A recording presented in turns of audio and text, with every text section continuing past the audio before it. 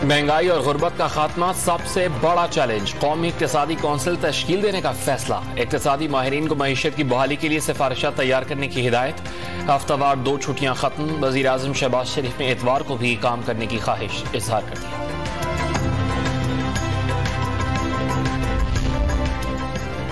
मनसब संभालते ही वज़ीर आज़म शहबाज शरीफ in action. इत्तेहादियों से इजहार तशक्कुर के लिए घर घर जाकर मुलाकातें। आसिफ अली ज़रदारी और बिलावल भुट्टो से काबीना की तश्कील पर मुशावरत।